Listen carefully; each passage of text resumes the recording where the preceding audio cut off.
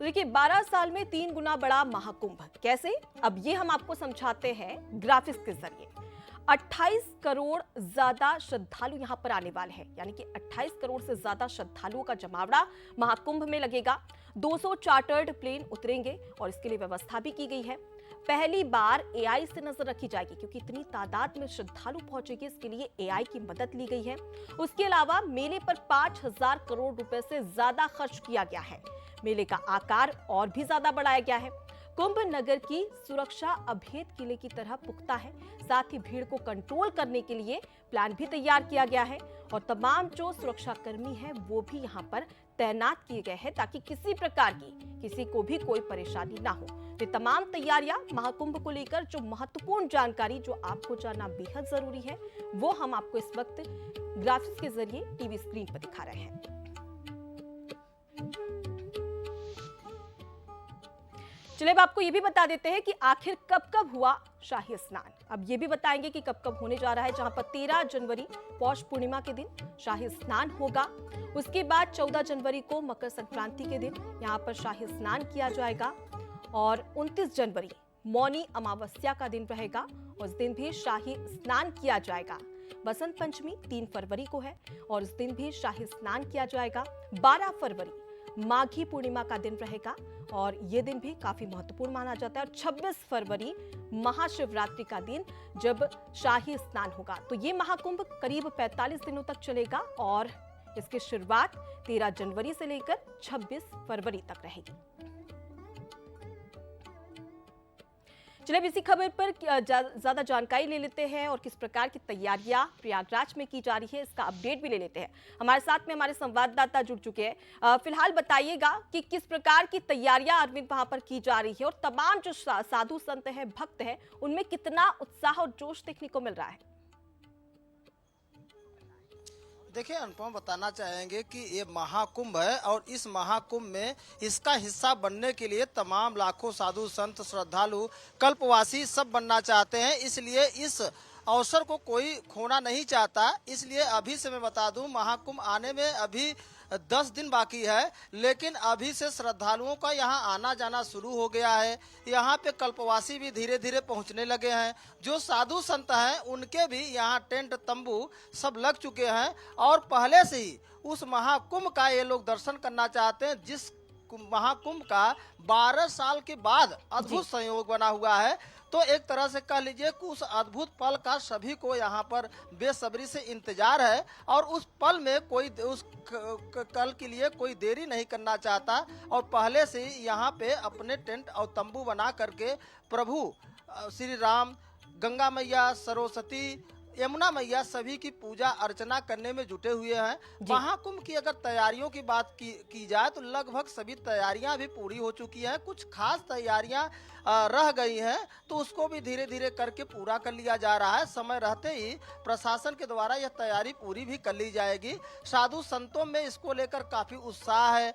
अभी जो है आपको कल ही दिखाया था कि छावनी प्रवेश महानिर्वाणी बिल्कुल अरविंद, तो कहीं ना कहीं साधु संतों में एक उत्साह और जोश तो देखने को मिल रहा है। लेकिन फिलहाल ये भी बताइएगा कि फिलहाल आप कहां पर मौजूद हैं और जो ये नजारा है प्रयागराज नगरी यानी कि संगम नगरी प्रयागराज का, वो नजारा भी हमारे दर्शकों तक पहुंचाइए। और ठंड को लेकर क्या अपडेट है, क्योंकि प्रयागराज में हमने सुना है कि बेहद ज्यादा वहां पर ठंड है, इसको लेकर क्या इंतजाम किए गए हैं?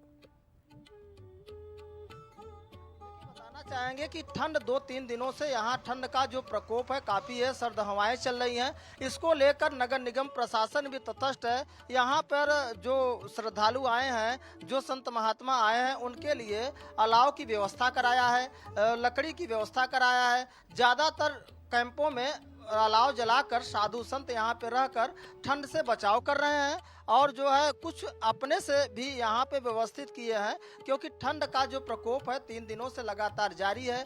धूप नहीं निकल रही है, सर्दी बिल्कुल। तो मौसम कैसा है, क्योंकि शाम का वक्त हो चला है, जरा हमारे दर्शकों को यहाँ पर जो नजारा है, जहाँ पर आप खड़े हैं, वहाँ का नजारा भी दिखाइएगा, ताकि वो भी देख सके कि प्रयागराज की जो नगरी है, संगम नगरी है, वो किस प्रकार से खूबसूरत सजी हुई है। कैमरामैन से कहिए जरा दिखाए। देखिए कैमरामैन से कहेंगे कि अभी शाम धीरे धीरे ढली ही है, लेकिन यहाँ का जो अद्भुत नज़ारा है, जो यहाँ पर तारों का एक तरह से जाल बिछा हुआ है और देख सकते हैं जो यहाँ पर बने हुए हैं वहाँ पे जो लाइट की व्यवस्था है और ये बगल में शास्त्री ब्रिज भी है उसमें जो लाइट की खूबसूरती है ये सब इस महाकुंभ के अद्भुत दृश्य को बता रहा है।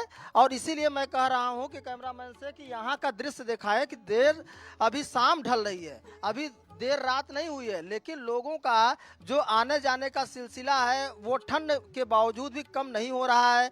और यहाँ का जो अद्भुत नज़ारा है, जो गेट बने हुए हैं कितने अद्भुत तरीके से बनाए गए हैं उसको भी दिखाने की कोशिश करता हूँ। यहाँ पर जो चक्कर प्लेट, जो एक नई सड़कें बनती है यहाँ पे और उन सड़कों का भी मैं आपको दिखाऊंगा कि एक 45 दिन मेले के लिए यहाँ पे जो नवनिर्मित सड़कें बनाई जाती हैं उसका अस्थाई, उसका भी मैं दृश्य दिखाना चाहूँगा कि रोज लोग जो है फर्राटे के साथ इस सड़कों पर चल सकते हैं। और जो है उसके बाद यहाँ पे पीपे का पुल बनाया जाता है जो अस्थाई होता है, सिर्फ 45 दिन के लिए ही बनाया जाता है, लेकिन उसका भी अद्भुत नज़ारा यहाँ देखने को मिलेगा कि 45 दिन में अभी वीआईपी पुल बन के तैयार होता है। उसमें कई टन सामान लेकर वाहन भी वहाँ से गुजरते हैं, श्रद्धालु भी गुजरते हैं। और दृश्य मैं आपको दिखाना चाहूँगा, यहाँ साधु संत हैं जो अपनी धुनी रमाए हुए हैं और भक्तमय माहौल को उन्होंने बनाया है।